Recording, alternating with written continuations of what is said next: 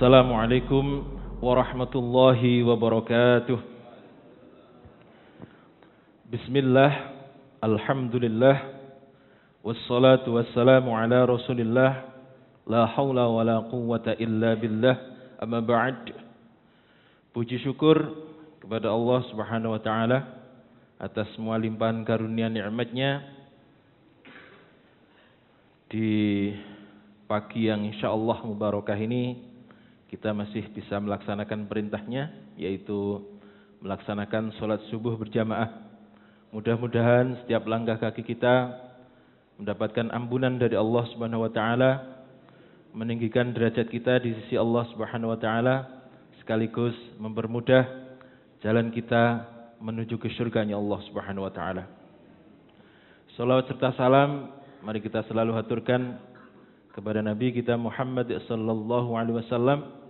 Mudah-mudahan pula kita termasuk orang-orang yang mendapatkan kehormatan nanti di yaumul akhir, kita disambut oleh beliau, kemudian diberi minum dari telaganya, kemudian mendapatkan naungan dalam panjinya, mendapatkan syafaat dan masuk surga bersama beliau. Amin ya rabbal alamin.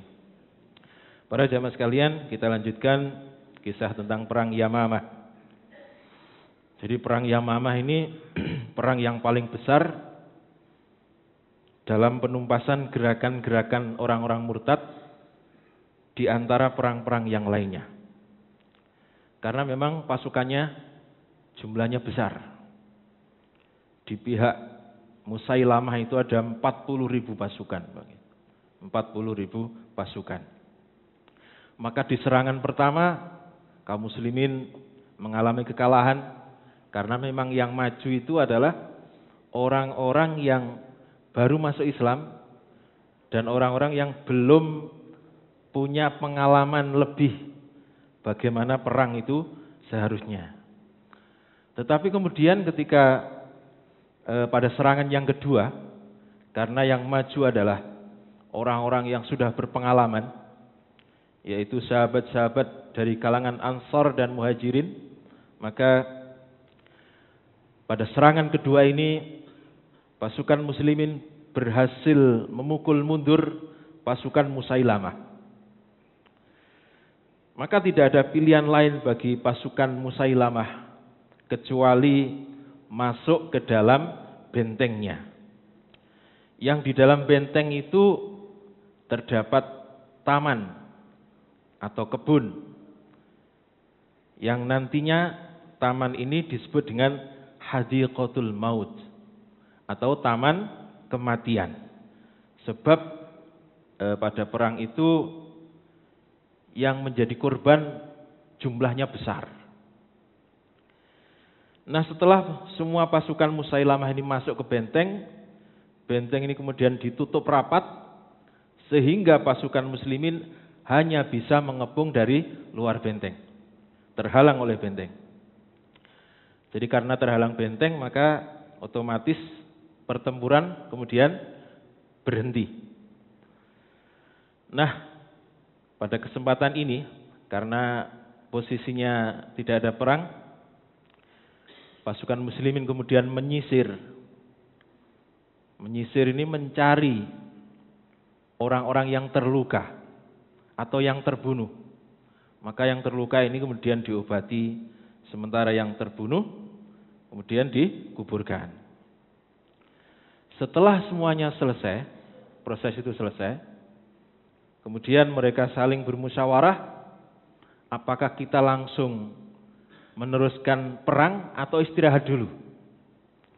Maka di antara mereka ada yang usul, saat ini mereka atau pasukan Musailamah ini pasti lagi beristirahat. Dan mereka tidak akan mengira kalau kita menyerang langsung saat ini juga. Ini usulan dari mereka.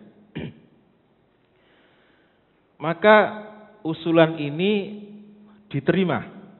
Jadi kita serang sekarang saja. Usulan ini diterima. Tetapi masalahnya adalah, kenapa Bu? Terhalang oleh benteng. Terhalang oleh benteng. Lalu bagaimana caranya kita masuk ke dalam benteng? Tiba-tiba ada seorang sahabat yang namanya Al-Barra bin Malik mengatakan, "Wahai sekalian kaum muslimin, lemparkan aku ke dalam benteng, maka akan saya bukakan pintu benteng itu dari dalam." Masya Allah. Sendirian ini Pak. Lemparkan aku ke dalam benteng dan aku akan membuka pintu itu dari dalam benteng. Taruhannya nyawa. Oh, sendirian gitu. Sendirian. Nah, kemudian bagaimana caranya bisa masuk ke dalam benteng? Ada perisai, ya. Perisai itu kan bentuknya melengkung, agak melengkung.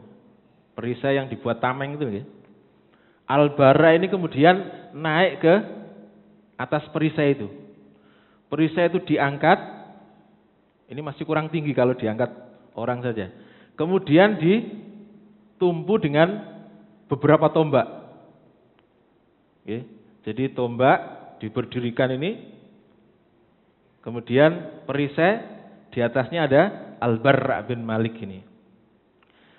Masih kurang tinggi, maka tombak itu dipegang bareng-bareng, kemudian diangkat bareng-bareng, setelah itu dilempar, ya.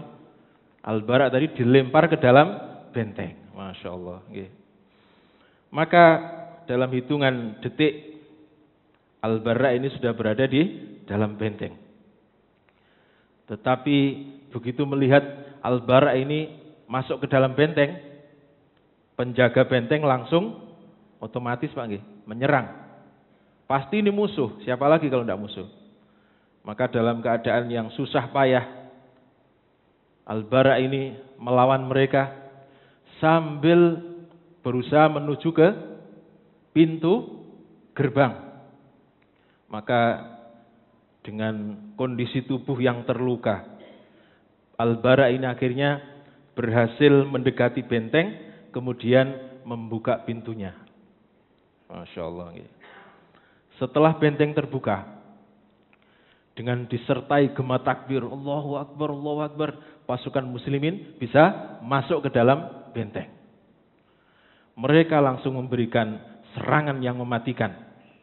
Sementara yang diserang belum siap. Dikira paling istirahat nih, podo pegele, kira-kira begitu. Ternyata diserang. Di antara mereka ada yang menyerang, dan di antara mereka ada yang mendekati pintu-pintu yang lain untuk dibuka. Sebab kalau mengandalkan pintu satu ini, puluhan ribu pasukan ini sulit masuk. Sehingga sebagian kemudian mencari pintu yang lain untuk dibuka. Setelah semuanya pintu terbuka, pasukan muslimin semuanya berhasil masuk ke dalam benteng. Pasukan Musailamah ini akhirnya gelagapan, Pak, tidak siap. Begitu gelagapan, satu demi satu pasukan dari Musailamah ini gugur di dalam perang tersebut, dan mereka sudah membayangkan bahwa sebentar lagi mereka akan binasa. Jadi tidak ada kebatilan atau kesalahan yang tidak terkalahkan. Pasti endingnya akan dikalahkan. Ini kalau jenengan lihat film terus terakhir sing jahat menang, perasaan jenengan ya napa? Film model apa iki? Tidak memuaskan, rodok mangkel. Jahat kok menang.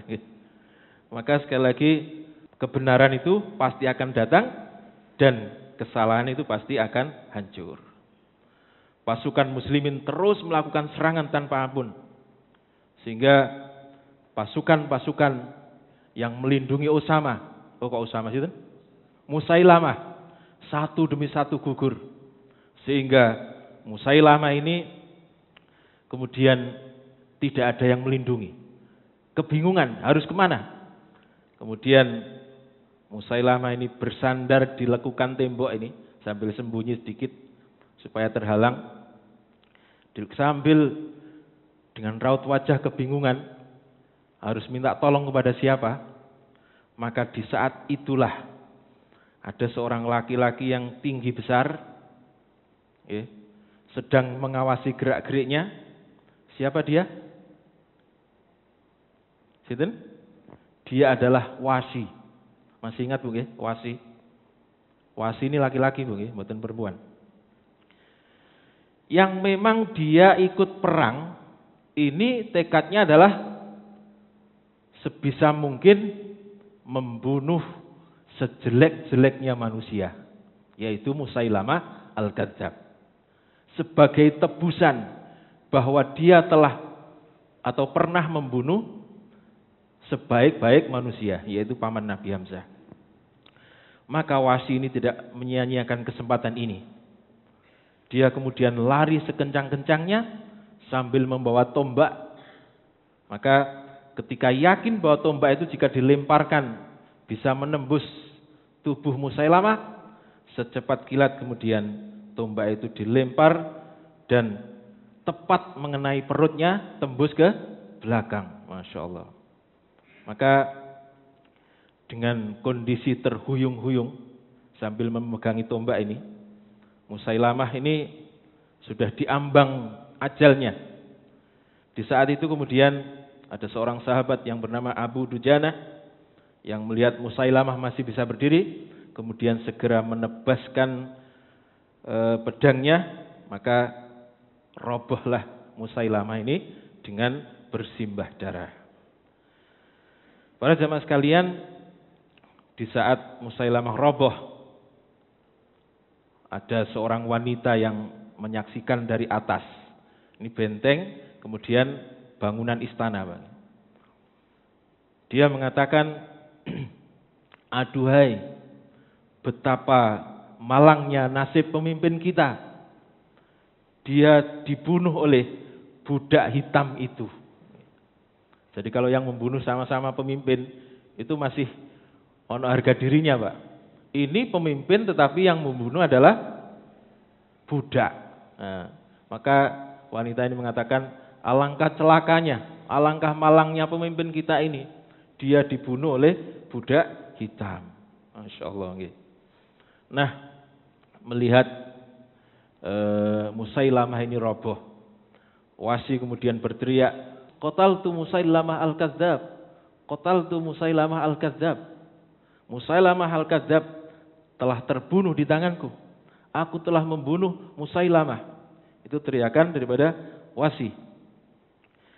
Maka teriakan ini kemudian segera dijawab dengan gemuruh takbir dari pasukan muslimin. Allahu Akbar, Allahu Akbar. Masya Allah. Begitu mengetahui pemimpinnya sudah terbunuh, maka perlawanan pasukan Musailamah ini dalam sekejap langsung terhenti. Yang bisa lari ya lari, yang tidak bisa lari ya menyerah kemudian ditawan. Tetapi bagi yang terkepung, sekali lagi, kalau yang bisa lari ya lari.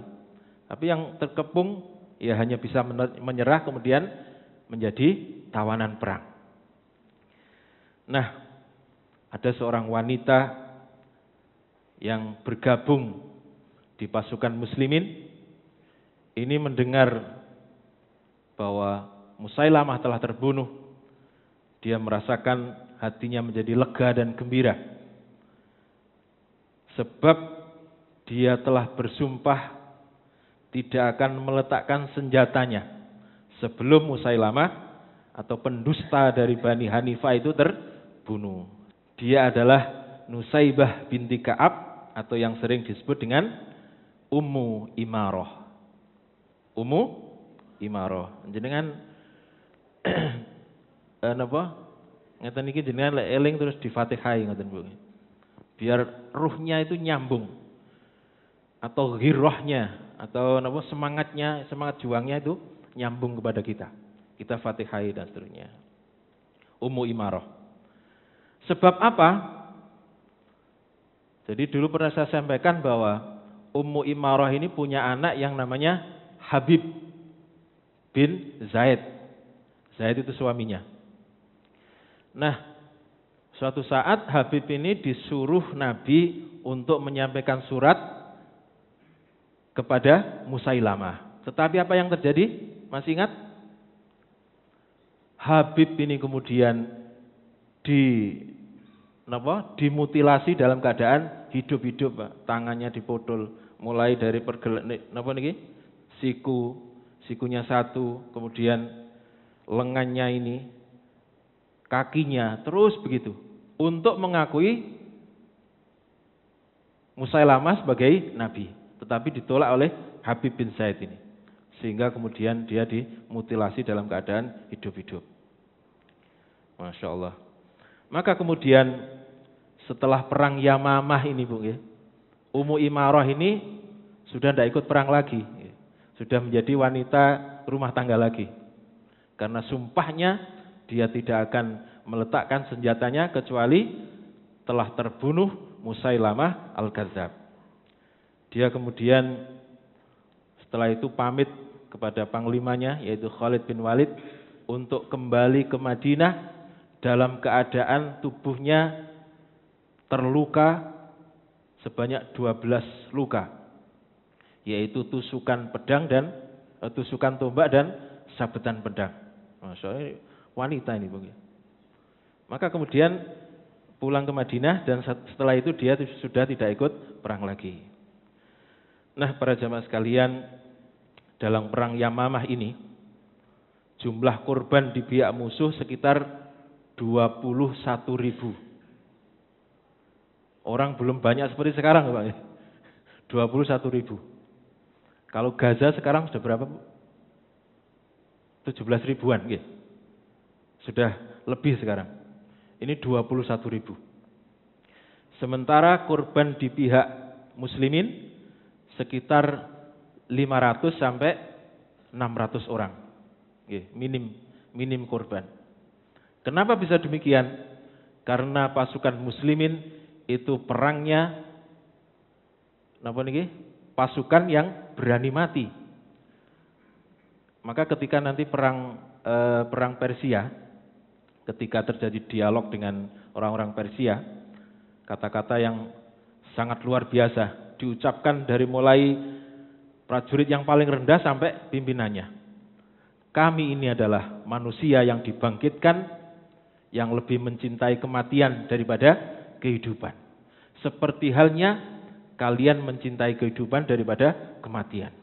Kata-kata ini merasuk dalam jiwa-jiwa daripada musuh-musuhnya, yaitu orang-orang Persia, sehingga nanti ada ketika terjadi perang itu, supaya pasukan tidak lari itu diikat 10-10, dirantai 10-10 pasukan Persia itu. Padahal jumlahnya lebih besar daripada pasukan muslimin. Tetapi mereka ketakutan dengan kata-kata ini. Masya Allah. Baik, kita lanjutkan. Nah, setelah perang selesai, Khalid bin Walid kemudian berkeliling dengan orang yang ditawan. Jadi waktu sebelum masuk Yamamah, kan dulu ada pasukan kira-kira jumlahnya 60 orang. Itu ditawan semuanya. Kemudian dibunuh semuanya, kecuali pemimpinnya, yaitu Muja'ah bin Murarah.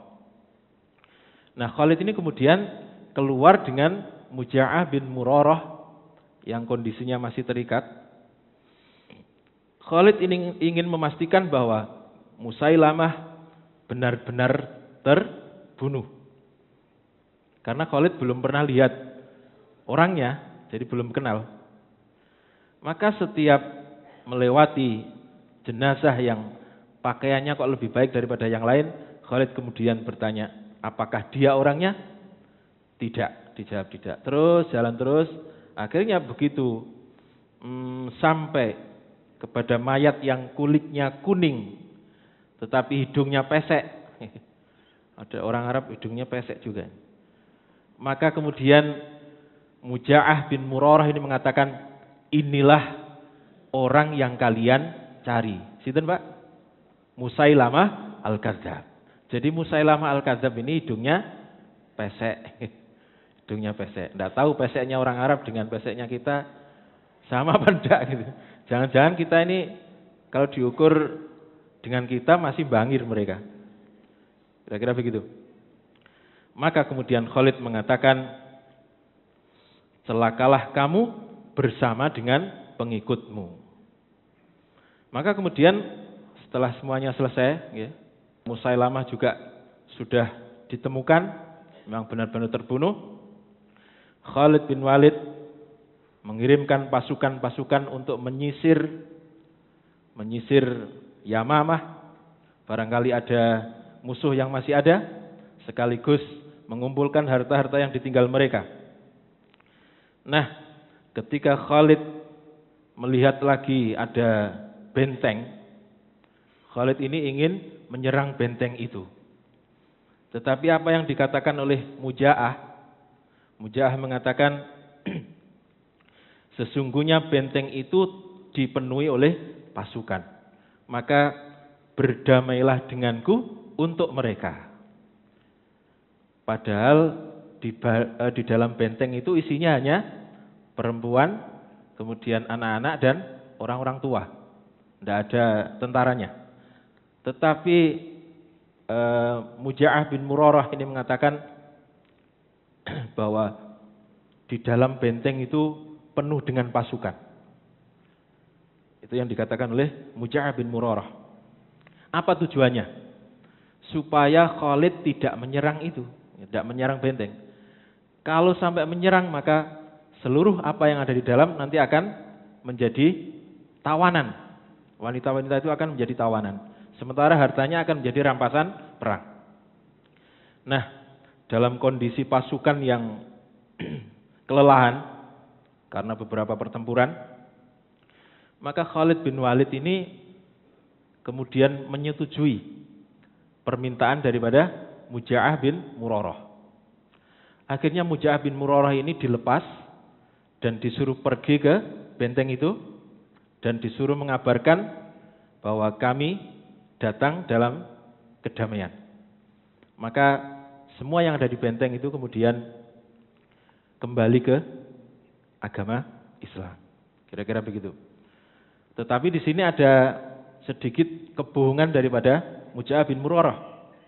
Ketika sampai di benteng, Muja'ah bin Murarah ini menyuruh wanita-wanita itu menggunakan tameng, baju besi, kemudian disuruh muncul di atas benteng untuk meyakinkan kepada Khalid bahwa memang di dalam itu adalah pasukan, bukan wanita atau orang-orang tua.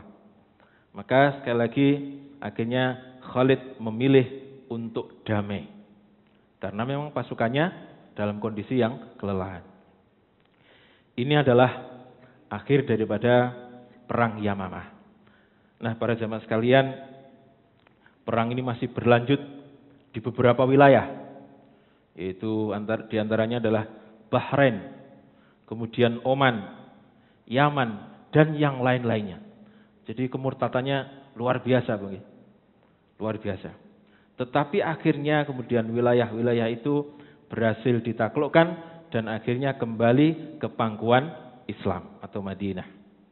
Maka pada pertemuan berikutnya kita akan membahas tentang bagaimana Al-Quran itu kemudian disatukan dalam satu mushaf.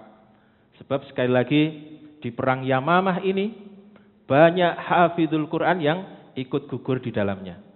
Sehingga di antara sahabat ada yang mengusulkan kalau ini terus-terusan perang, sementara hafidhul Quran itu kemudian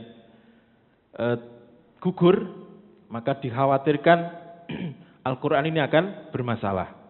Sebelum terjadi itu maka sebaiknya kita bukukan menjadi satu mushaf. Ini usulan daripada Sayyidina Umar. Tetapi sebelum kita membahas itu, pada pertemuan yang akan datang kita akan nobar bersama bagaimana gerakan kaum muslimin dalam menumpas pasukan-pasukan murtadin. Setuju, Bu? Baik, kita lihat film berarti berikutnya. Demikian, kurang lebihnya mohon maaf. Mudah-mudahan manfaat. Wassalamualaikum warahmatullahi wabarakatuh.